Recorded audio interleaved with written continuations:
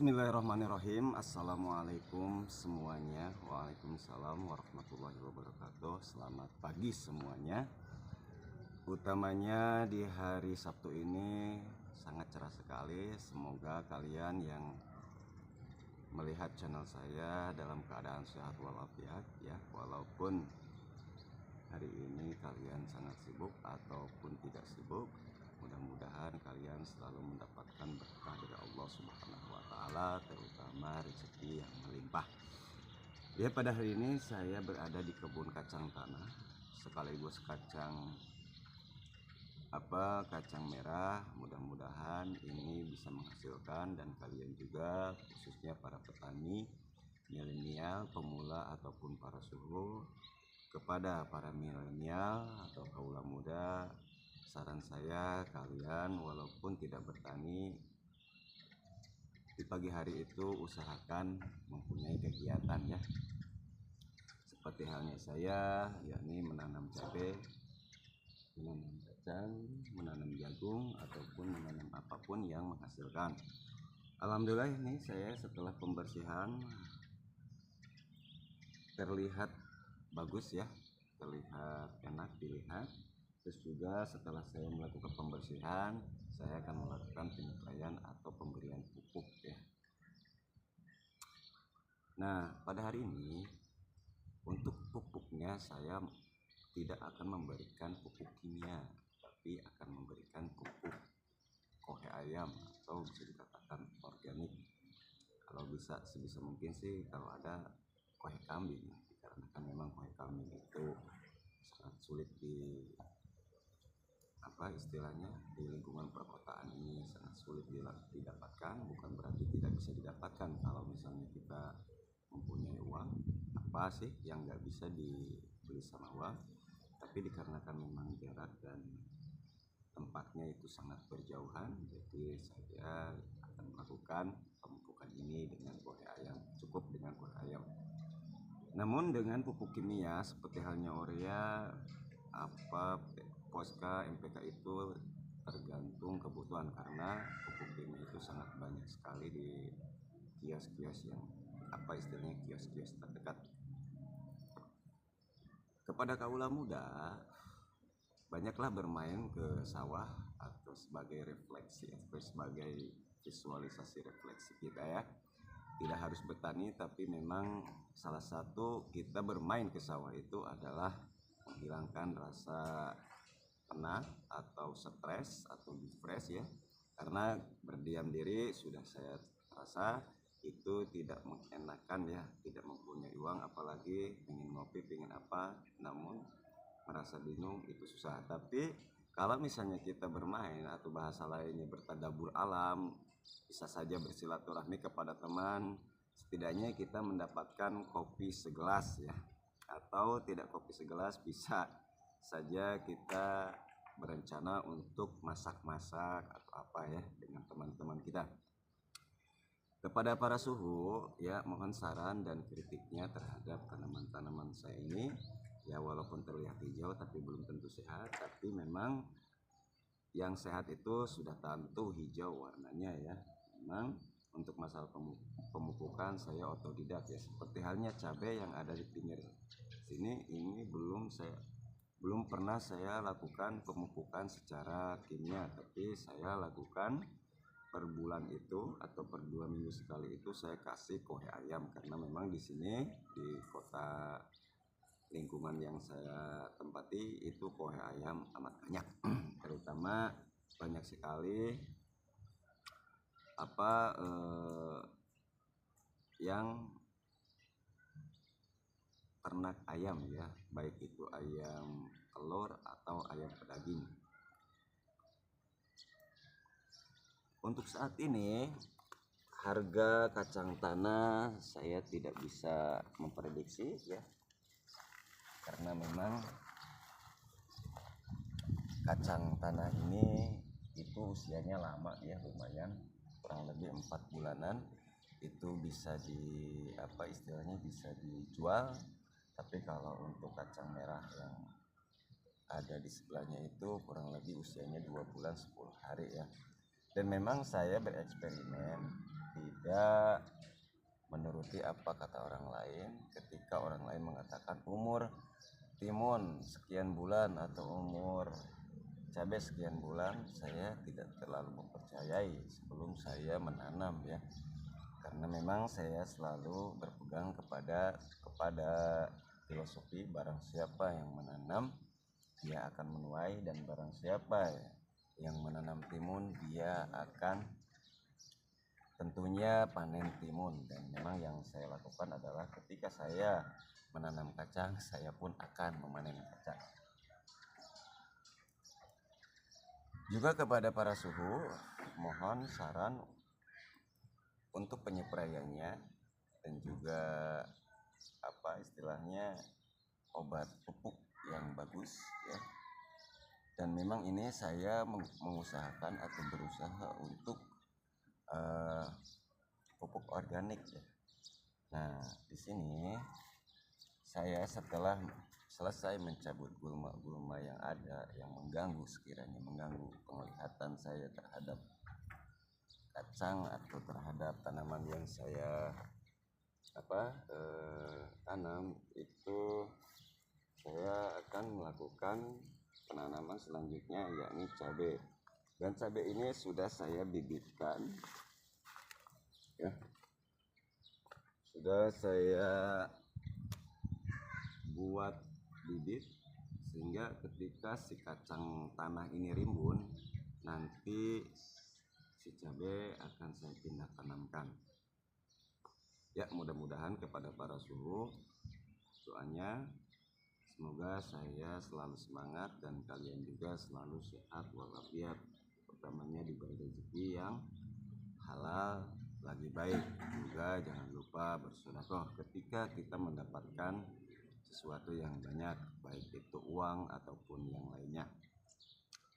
Para suhu dan saya juga sebagai petani yang baru ya, atau bisa dikatakan pemula, sebenarnya ada rasa bingung ya ketika bertani itu di masalah harga ya. Kalau urusan hasil itu bagaimana kita menanam ya, bagaimana kita mengurus tanaman kita, baik atau tidaknya hasil itu tergantung bagaimana ketika kita berproses ya, baik dari awal penanaman sampai di akhir pemanenan. Yang utamanya di pengurusan yang memang ketika ada hama. Juga kepada para penyuluh untuk masalah hama ini, terutama hama yang berat sekali kepada cabai, itu hama antraknosa atau patek ya biasa kita bilang. Karena patek itu selamanya selalu ada, utamanya di musim hujan. Seperti ini, dia tidak hilang ya dengan satu kali penyepraian. Entah saya yang tidak bisa atau bingung atau bagaimana.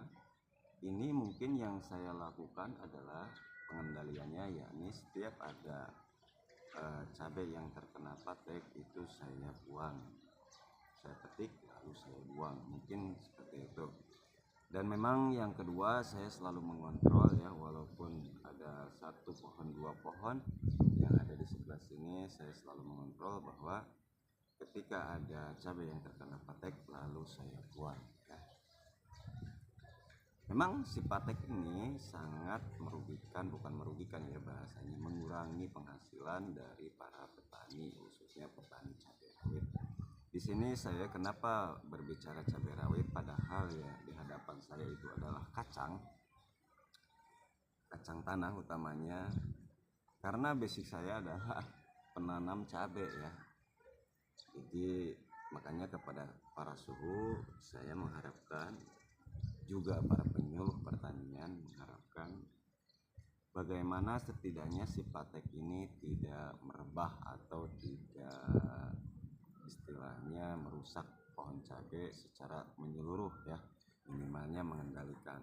Kalau urusan menghilangkan ya saya tidak terlalu yakin ya, ataupun saya juga tidak terlalu ingin ya, karena memang si hama ini pasti ada ya, karena si hama ini memang tentunya selalu ada di di musim penghujan. Dan memang kalau misalnya tanaman tidak ada hama itu tidak ada tantangan ya bagi para petani. Yang kedua, untuk menghilangkan ulat ya. Kalau misalnya ulat itu memang sudah terlihat banyak ya obat-obatan di kios-kios, tapi memang itu tinggal aplikasikan saja, atau tinggal ya istilahnya tinggal dipakai lalu kita spray, itu memang sudah bagus ya. Tapi kalau untuk pakai sendiri itu membingungkan. Yang kedua, selain patek yang biasa mengurangi penghasilan itu adalah penyakit fusarium, atau bisa dikatakan layu batang, layu pohon. Terus juga dia dalam waktu berangsur-angsur selama 2 minggu dia mati kering ya. Yang memang sudah terlihat, saya melihat sendiri layu fusarium dan layu karena bakteri itu perbedaannya ketika si cabai terkena layu fusarium itu berangsur-angsur ya. Dia di siang hari terlihat layu, di sore hari dia terlihat segar selama 2 minggu. Tapi kalau misalnya si cabai ini terkena bakteri, itu hari ini layu, besok layu, dan kemungkinan untuk ketiga harinya itu mati kering ya, atau warnanya itu menjadi hitam dan mati atau kering. Kalau layu fusarium tidak, warna si batang ataupun warna apapun itu tidak berpengaruh, cuma daun menjadi kuning dan si akar menjadi hitam mati, tapi si batang tetap hijau. Itu kepada para penyuluh pertanian dan para suhu, khususnya di bidang tanaman yang memang tanaman cabai rawit dan cabai yang lainnya. Nah, untuk di kacang, memang kacang ini bisa dikatakan tidak terlalu berat ya, karena memang si kacang ini walaupun tidak dipupuk misalnya, si kacang ini tetap hidup. Tapi memang PR-nya adalah bagaimana caranya si kacang ini berpenghasilan banyak ya, atau bisa berbiji banyak di bawahnya itu, karena memang kacang tidak terlihat ya. Dan memang ketika pengalaman yang saya sudah lakukan, kacang tanah ini tidak terlalu kolot ya, tidak terlalu manja ya. Dia dipupuk atau tidak dipupuk dia tetap mempunyai hasil ya. Bedanya dipupuk mungkin bisa berpenghasilan, atau pakai teknik lain itu bisa menjadi banyak. Dan memang kalau tidak dipupuk itu kemungkinan ya sajadinya seadanya gitu, mungkin tidak akan memberikan hasil yang banyak. Ya, demikian kepada para suhu dan para penyuluh pertanian. Mudah-mudahan kalian selalu dalam lindungan Allah Subhanahu wa Ta'ala. Bagi umat muslim dan bagi umat non muslim, mudah-mudahan kalian dilindungi dengan keyakinan kalian sendiri atau Tuhan yang kalian yakini, mau Kristen, Hindu, Buddha ataupun agama lainnya. Itu sama-sama manusia, kita harus saling menghormati, karena memang jiwa petani itu tidak harus muslim, tapi orang-orang yang non muslim juga bisa dikatakan dia lebih ahli daripada orang muslim ketika menanam atau ketika menginjak profesi pertanian ya. Di sini alhamdulillah ya, pada hari ini saya bersyukur kepada Allah Subhanahu wa Ta'ala, karena di musim penghujan ini tanaman saya terlihat bagus ya, alhamdulillah. Jadi kemarin saya sudah selesai membersihkan gulma-gulma yang ada di sini. Nanti selanjutnya saya akan menanam cabai, yang memang si cabai itu sudah waktunya dipindah tanamkan. Nah, di sini saya selalu mengontrol ya, setiap 2 minggu sekali, bisa dikatakan 1 minggu sekali, karena memang di sini jalannya itu jalan umum, jadi sangat terkontrol ya, dari mulai tanah, air juga terkontrol ya, karena memang sudah layak ya. Ya, Terima kasih kepada kalian ya, penonton, baik itu dari kaula muda yang sudah berumur ataupun anak kecil sekalipun. Mudah-mudahan kalian umurnya panjang, rezeki yang barokah, juga digampangkan dalam mencari rezeki yang halal lebih baik, terutama bagi kalian yang sudah mempunyai harta yang berlebih, pedulilah kepada orang kecil ya. Demikian, wabillahi taufiq wal hidayah. Wassalamualaikum warahmatullahi wabarakatuh.